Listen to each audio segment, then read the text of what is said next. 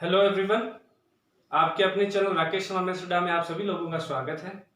आज हम बात करते हैं प्रायिकता से। और जो हमारे पास प्रायिकता में जो एक्सरसाइज चल रही थी 16.5 उसके उसके कुछ क्वेश्चन की बात करते हैं। तो सबसे पहले हम क्वेश्चन ले रहे हैं आज के वीडियो लेक्चर में, वह है क्वेश्चन नंबर 10। क्वेश्चन नंबर 10 की यदि हम बात करते हैं तो क्वेश्चन नंबर 10 में हमें कहा गया है एक थैले में 10 गेंदें हैं और उसके बाद में जिनमें से प्रत्येक पर 0 से 9 तक एक एक अंक लिखा हुआ है। हमारे पास 10 बॉल हैं, उन 10 बॉल पे 0 से लेकर 9 तक हमारे पास एक एक अंक लिखा हुआ है।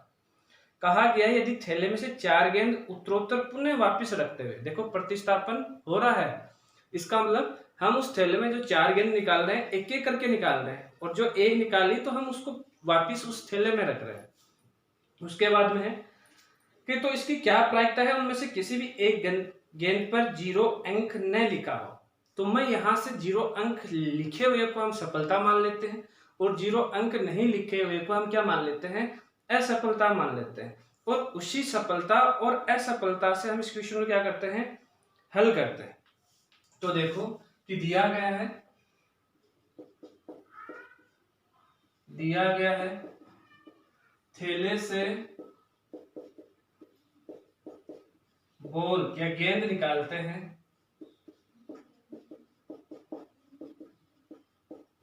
कितनी निकाल रहे हैं, 4। ठीक है। दूसरी है गेंद पर 0 अंक लिखे होने की प्रायिकता। यदि हम ये देखें तो देखो हमारे पास बॉल कितनी है, 10 गेंदों में केवल और केवल एक गेंद पे ही 0 लिखा जाएगा। तो इसलिए इसकी प्रायिकता क्या बन जाएगी, 1/10। इसी को हम क्या मान लेते हैं, P सफलता। तो P को मैं यहां से रिप्रेजेंट करता हूं। और असफलता देखते हैं तो यहां हमारे पास हो गया Q, वो हो गया 1 - 1/10 इक्वल टू हो चुका है 9/10। ठीक है। ये बर्नौली प्रमेय का थ्योरम का क्वेश्चन है और उसी के अनुसार हम इसको हल करते हैं। अब मैं कहूंगा कि इसलिए n इक्वल टू है मेरे पास 4, p इक्वल टू है 1/10 और q इक्वल टू है मेरे पास 9/10। अब जो कहा गया है हम उसकी प्रायिकता ज्ञात करते हैं। क्या कहा गया है, किसी भी गेंद पर अंक 0 न लिखे होने की प्रायिकता। तो हम कहेंगे किसी भी गेंद पर अंक 0 नहीं लिखे होने की प्रायिकता। यदि हम ये निकालते हैं तो ये आएगा प्रोबेबिलिटी ऑफ x बराबर 0, मतलब r की वैल्यू क्या हो गई है, 0। यहां से हम प्रोबेबिलिटी ज्ञात करते हैं, 4 से 0, फिर 1/10 की पावर 0 और इंटू 9/10 की पावर क्या हो चुका है, 4 - 0। हल करते हैं तो इसका मान 1 आता है, इसका मान 1 आता है। तो हमारे पास बचा यहां से 9/10 की पावर क्या आ चुका है, 4 आ चुका है। कि हम जो 4 गेंद निकाल रहे हैं उन गेंदों पर 0 अंक नहीं लिखे होने की प्रायिकता क्या आ गई, 9/10 की पावर आ गई 4। इसी के साथ ये क्वेश्चन क्या हो चुका है, खत्म हो चुका है। अब हम चलते हैं अगले क्वेश्चन की तरफ, वो है क्वेश्चन नंबर 11। तो देखो क्वेश्चन नंबर 11 को हम सोल्व करते हैं। तो अब हम बात करेंगे क्वेश्चन नंबर 11 की।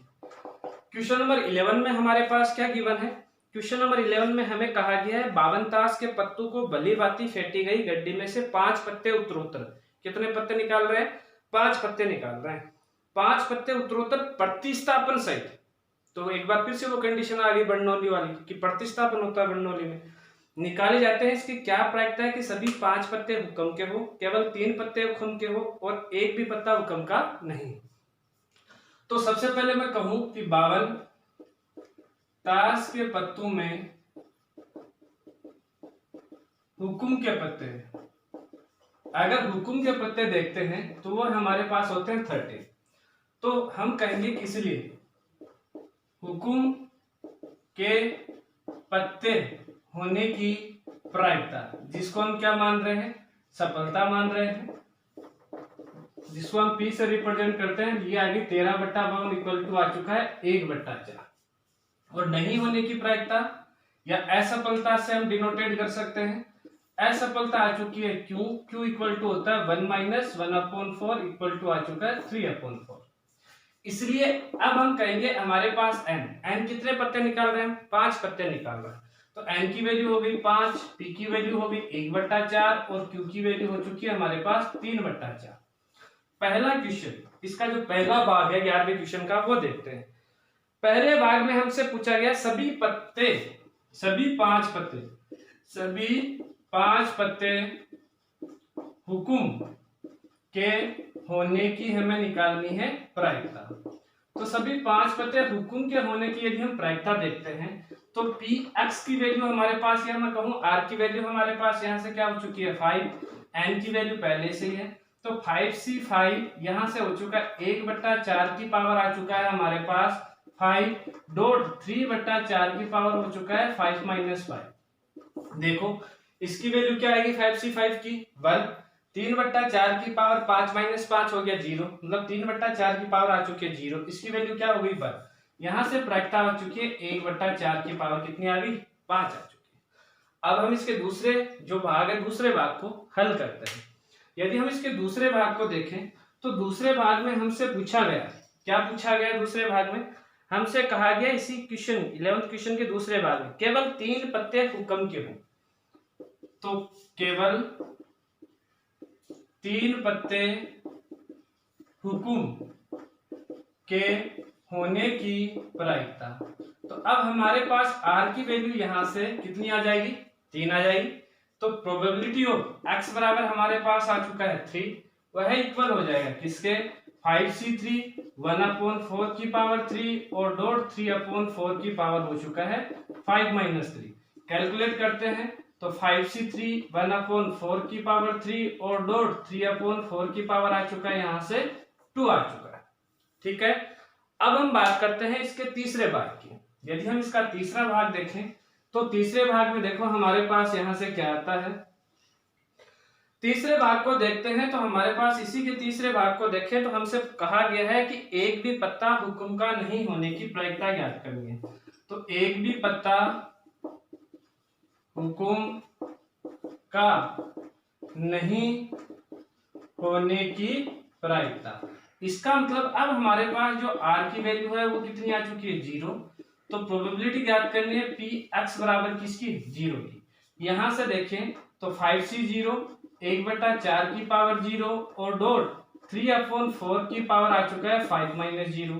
यहां से हम इसकी वैल्यू देखें तो 1 आएगी, यहां से वैल्यू देखें तो 1 आएगी, और यहां से हमारे पास मान आ चुका है 3/4 की पावर कितना आ चुका है 5 आ चुका है। तो ये हो चुका है हमारे पास क्वेश्चन नंबर 11 सॉल्व।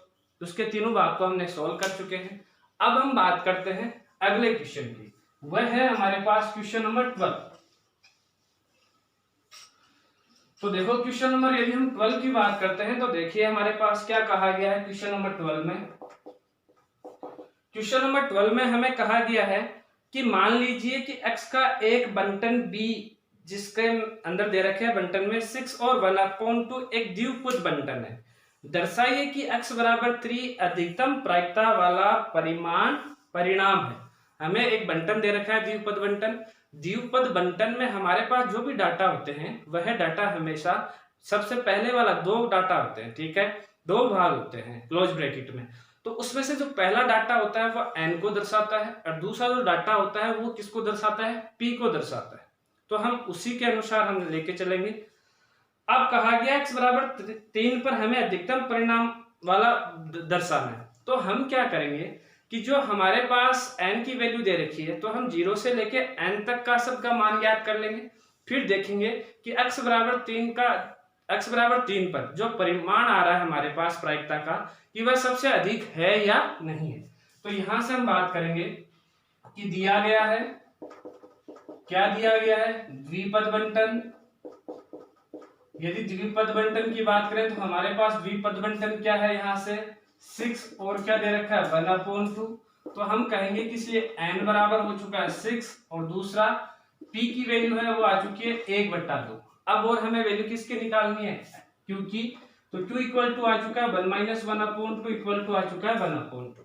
ठीक है, अब हम सबकी प्रायिकता ज्ञात करते हैं। तो सबसे p पहले p प्रोबेबिलिटी ऑफ x बराबर 0 की, यहां से यदि हम देखते हैं तो हमारे पास आता है 6c0 1/2 की पावर 0 डॉट 1/2 की पावर यहां से आ चुका है 6 माइनस 0, ये वैल्यू 1 हो चुकी है, ये वैल्यू 1 हो चुकी है, यहां से हमारे पास आ चुका है 1/2 की पावर आ चुका है 6।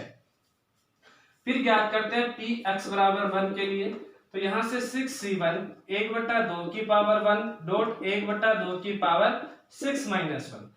मैं यहां से देखूं तो 6 माइनस 1 को सोल्व करते हैं तो 5 आता है, तो 5 प्लस 1 ये वापिस 6 हो चुका है। यदि 6c1 को हम सोल्व करते हैं तो यहां तो ये आ गया 6 1/2 की पावर आ चुका है हमारे पास 6। उसके बाद में px बराबर 2 के लिए यदि हम चेक करते हैं तो यहां से देखें तो 6c2 1/2 की पावर यहां आ चुका है 2 और यहां से 1/2 की पावर 6 माइनस 2।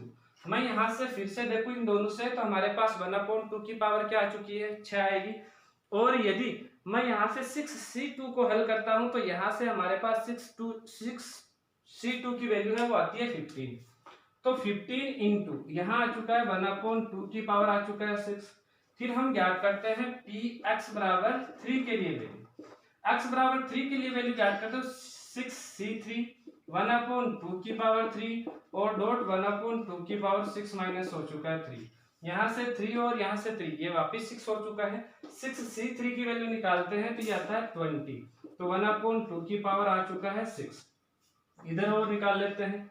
यहां से देखें तो अब हम वैल्यू याद करते हैं px बराबर किसके लिए 4 के लिए, यहां से देखें तो 6c4 1/2 की पावर 4 और डॉट 1/2 की पावर 6 माइनस आ चुका है 4। देखो यहां से एक बार फिर से 1/2 की पावर क्या आ चुका है 6 आ चुका है। 6c4 को हम यदि सोल्व करते हैं तो वो इक्वल आता है 15 के, ठीक है। अब हम बात करते हैं px बराबर किसके लिए 5 के लिए, यहां से देखें तो 6c5 1/2 की पावर 5 और डॉट 1/2 की पावर 6 माइनस हो चुका है 5। यहां से एक बार फिर इनको देखें तो यहां से हमारे पास चलेगा 1/2 की पावर क्या रहेगा 6, बट 6c5 को हल करते हैं तो इसकी वैल्यू आती है 6।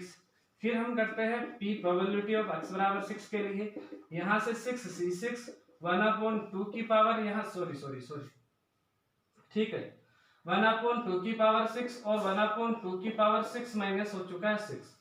यहां से इसको सोल्व करते हैं तो इसकी वैल्यू आती है 1, ये हो गया 1/2 की पावर 6 माइनस 6, ये हो चुका है 0, तो यहां से आ गया 1/2 की पावर 6। अब हम देख रहे हैं तो आप सब में चेक करो, सब में चेक करते हैं तो x बराबर 3 पर हम देख रहे हैं कि सबसे वैल्यू ज्यादा आ रही है, तो हम कहेंगे कि इसलिए px बराबर 3 बराबर वो किसके बराबर है कि 20 1/2 की पावर 6 पर प्रायिकता का परिणाम अधिक है, सबसे अधिक है।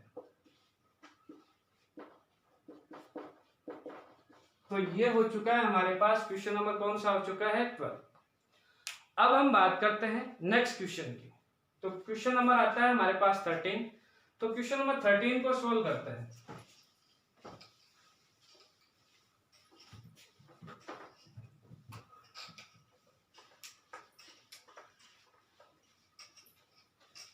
तो देखिए क्वेश्चन नंबर 13 की हम यदि बात करते हैं तो क्वेश्चन नंबर 13 में हमारे पास क्या है, यहां से क्वेश्चन नंबर 13 की बात करें तो हमारे पास कहा गया है कि पासों के एक जोड़े को 4 बार उछाला गया है। एक पासा का हमारे पास एक जोड़ा है, उस पासे के जोड़े को हम कितनी बार उछाल रहे हैं 4 बार उछाल रहे हैं।